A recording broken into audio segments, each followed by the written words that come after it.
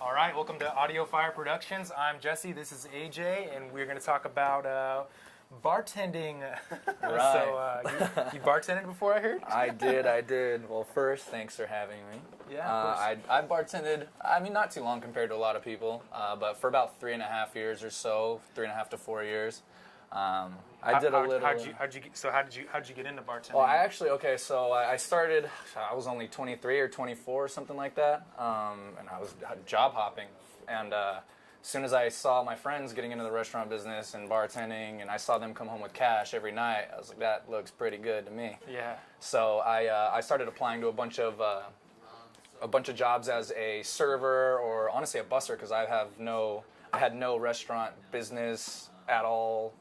Any qualifications? Yeah, no experience. So anything. You had I just to knew. work your way up, or you just be. Yeah, I thought I was going to. I did, but I applied at. It was a family-owned restaurant. I had no idea they were opening a new location, so I went and applied as a busser. I was just gonna work, and they hired me as a server. I was, I think, two of three guys, or one of three guys that had been hired there. Everyone else is a girl. So I thought that was pretty cool that they actually hired me, and it went with no. Was it a big city, or were there lots of restaurants there? You guys. It's a fairly big city. It's out in Fresno, so Fresno and Clovis area. But and it's growing too. So it was a lot. I felt like a small fish in a big pond because I had no idea what I was doing. And how did you progress to becoming a bartender? Well, so they give me a decent amount of training, and I happen to be with some good trainers. A couple of people have been doing it for a while now, so they were able to help me. Yeah. But repetition, everything is just putting yourself in the position. It's a lot of people reading, so you don't really know what's going to come until it's in front of you. So a lot of it's just learning on the fly. The best you can do is probably prepare yourself on the menu and things like that. But yeah, no, like I was saying, I started off, I applied as a busser. They hired me immediately as a server, which I thought was cool. I was skipping a step right away. And it only took 6 months to a year or so, and they decided to give me more responsibility and started letting me bartend during the days. And because of the small shop that I was at, if you bartend, you usually manage as well. So your responsibility kicks up tenfold. Instantly. Yeah. Immediately, yeah. So I started doing that, and once they see that you can handle it, it was kind of just on your own. The first ever bartending shift I had was for a UFC fight, and I worked at a sports bar, grill, restaurant. Yeah. We had 27 plus TVs. We get the sound over. We charge, and we were at a capacity. Full capacity. We had to have firemen come in and tell everyone to grab a seat, otherwise they had to leave. It was that busy. So I really didn't have much training wheels. It was just kind of. So when you left that place, or you went to other places, was it always the same, or was there a corporate made you train a certain way to be a bartender? Oh, yeah. So there's pluses and minuses of being both, for sure. Working with a mom and pop place or a family-owned restaurant, it's a little more lenient. You can get away with a lot more, but you can also... You also have to put a lot more work. Getting away with it. Flexible? It's a lot more flexible. As long as half of a hamburger. And a third of a shot. As long as you're or drinking behind the bar. Right. As long as no one's looking. No. As long as you're putting in the work, you should be okay. But learning the menu, learning all that stuff is the basics. Everything else is kind of. Fucking second. Well, I don't know. We can cut some of this shit out. What were we saying? So, what's the difference? So, when you a corporate place, did they make you? Yeah. So you're saying they're not as they're more lenient, or they more flexible. So, when you would interview, or when you transition from a mom and pop to a corporate one back to a mom and pop, what were the expectations?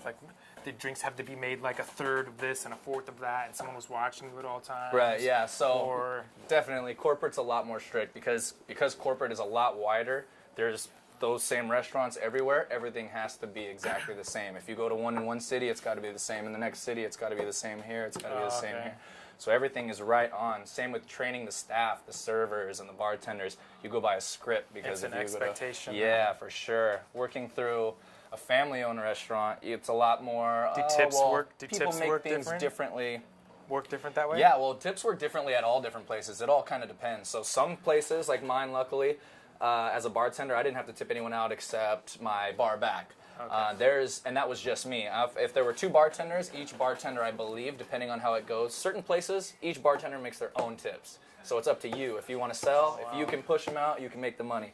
Some places all the bartenders at the end of the night will pull all their money together and split up evenly between all bartenders and bussers. Oh, wow. So people that are not holding their Creates weight, the guy who's like- so you get the workhorse and then you get the ash dragger. And, Yeah, that would suck. yeah, it causes some problems. Some more here and there. funny question. So, if, what would be something you consider when a girl would hit on you? What are some things they'd say with you being a guy bartender to maybe like get drinks for free, or maybe they're just hitting on you in general? Luckily at the bar, it's easier to tell when they're doing it. Out in social life, I would have no idea, but get a couple drinks in them, and they're pretty blatant about it.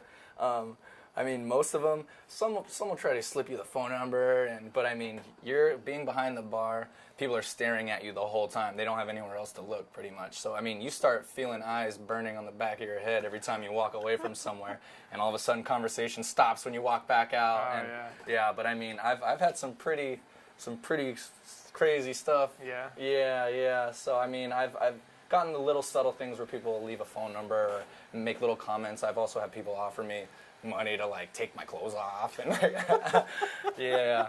So it's some people a little more pushy than others. I can imagine. That sounds pretty great.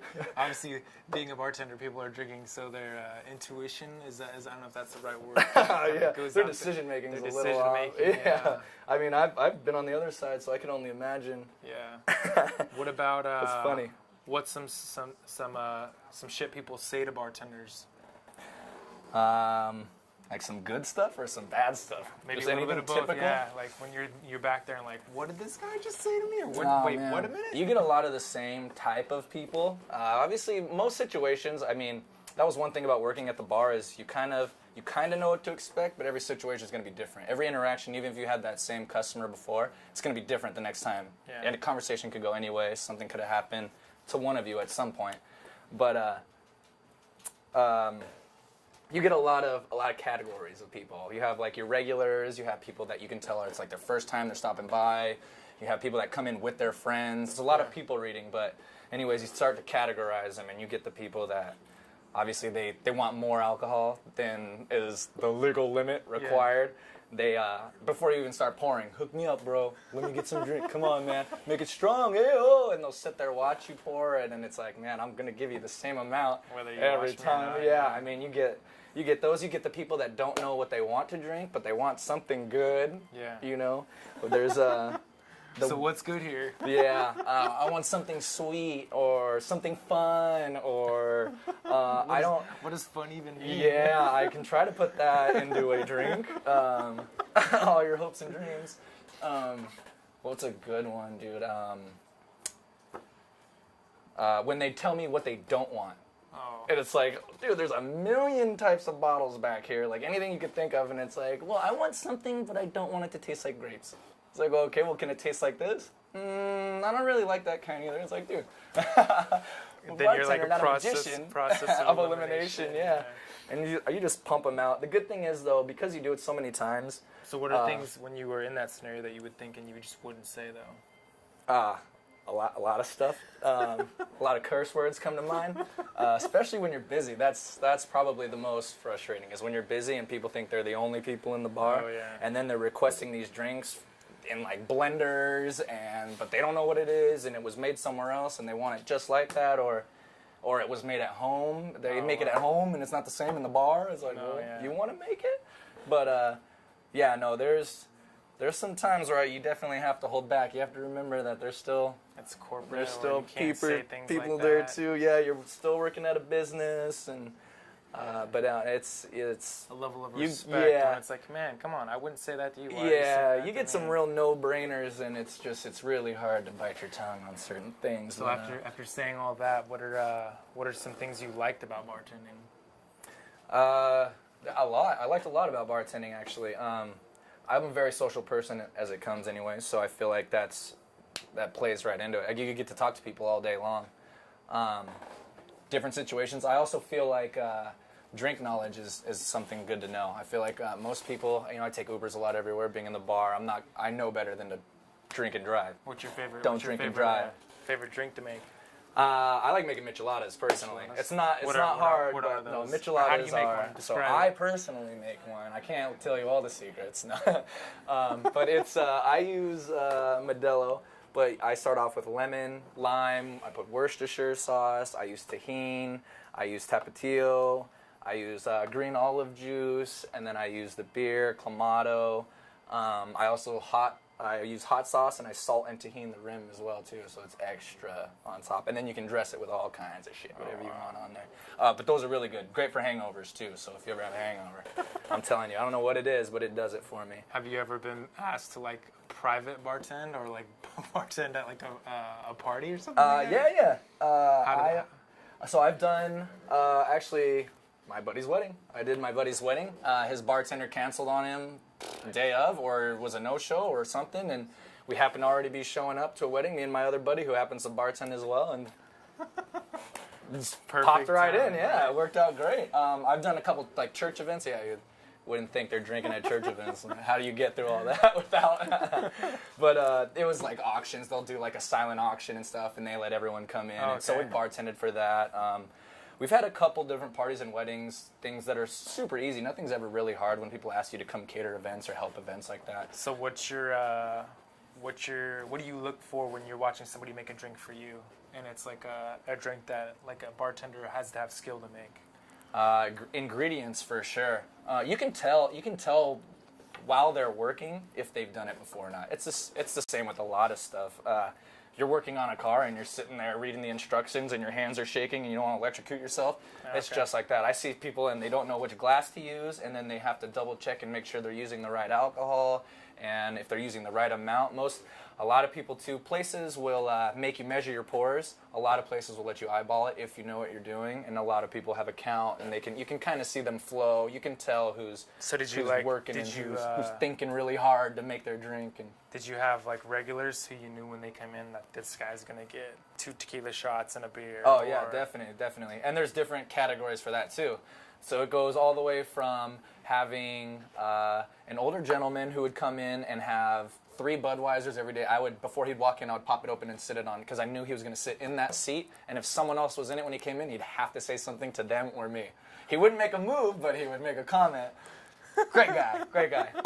And then you have the guy that comes in and you see him pull up on his motorcycle and you know he's going to go out riding and needs some cojones. And he comes in and slams a couple Supermans and back out. And so it's like I already know what he's having when he comes in. If I see the car pull in, I know what to make and I know it's routine in and out. Yeah. What about, have you ever had anybody who's like underage or like you get a questionable ID or something like that? Yeah, that happens a lot. A lot of times, depending on the bartender, some people are too scared to even pull that just because they don't want the embarrassment of it, but you get people that don't care, and they do it all the time. That's one thing you have to be really good about. If there's anything you should worry about, it's getting in trouble for either over-serving, serving underage. Oh, yeah. It's things like that. I mean, food and drinks, the making it is one thing, but the amount of responsibility you have when you're pouring drinks have you ever for served people. like cops?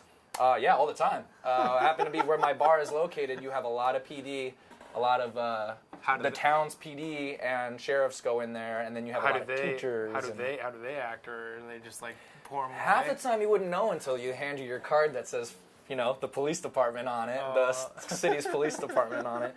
But no, they're, contrary to popular belief, they're normal people outside, and most of them are drinking. That's crazy. Yeah, and actually a lot were regulars. I would have them over and over and over. Granted, we weren't just a bar, we're a bar and restaurant, so I had to do a lot of serving and bartending. It wasn't just bartending. So I was coming out from behind the bar a lot. I was pushing food and drinks, and so it was a plus because I had to learn a lot. So when somebody's ordering a drink, would you say like, hey, I would like for them to tell me to make the drink like this when they don't like it? Instead of being like, this drink sucks, or hey man, what's this? What would be a cool way for someone to say it where you'd be like, okay, I'm going to make it right, or I'm going to make it nice in like a positive way? Like they didn't like it, I made it initially, they asked for so it. instead of me saying like, hey dude, this drink sucks, make a new one, you'd be like, well great, I'm not going to make the same thing. What would be a way where someone could say it where like, you tell a fellow bartender to ask the person to say it nicely maybe? Or would you ever be confronted with somebody being rude like that and you'd be like, Oh yeah, hey, no, dude, I back mean, off. yeah, no. You get people that don't like it. There's different types of people for those. So everything is situational, which is it's cool. It makes you learn on the fly. You have to adjust on the fly. So you get people that don't like the drink because it's a different alcohol, or you get people that are at the table with other people who have a drink and they want to try it, so they order it and they happen to not like it. So there's different things you can do. You could always, if they try it, you have to dump it out. I mean, you could always leave it for them for free for somebody at the table and make them a new drink, offer them a new drink, because you can't do anything other than toss it anyways. On that note, what's like the biggest tip you've ever gotten? The biggest tip? I'm not a girl, so I don't get huge tips. So girls get bigger tips? Oh yeah, that's a scientific fact. I try to wear low-cut shirts, but it's not quite the same. But no, they,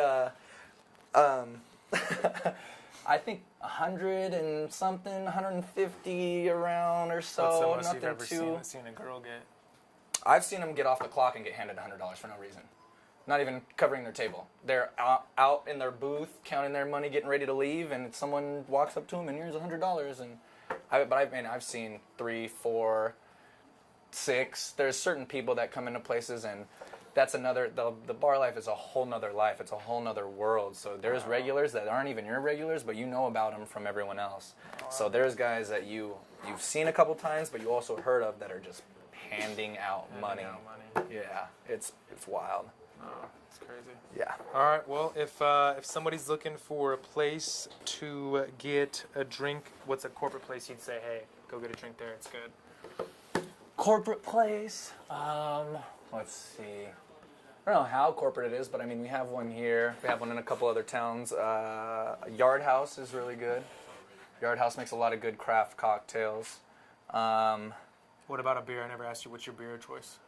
My beer of choice, I personally go Coors Original. I stick to the yellow belly bottles. I used to, when I first started drinking beer, to actually taste beer, because in college it was just like water. It didn't really matter. It was going down. Yeah. When I started drinking, I wanted the effect, so I started getting into IPAs because I know it's high alcohol content. I wouldn't take as many. I went right to IPAs, and I didn't think they were bad at all because it was beer to me. I don't know. After a while, they start getting really bitter, and you have it over and over and over. So I started getting into ports and stouts, which are really dark, and those are going to be like the chocolate flavored and the nutty flavored, and they're really thick and heavy like desserts. So I like that for a long time. After phasing all that out, I've been on Coors Original for a while now. Yeah, I stick to whiskey and Coors Original, and I don't think people really know how old I am after that. Like, what? Shouldn't you be drinking Coors Light or Keystone and vodka out of a plastic bottle? Definitely. All right. Well, I guess that's it. If you guys got questions, leave them in the comments below. Once again, AJ and Jesse. Woo. But I love it.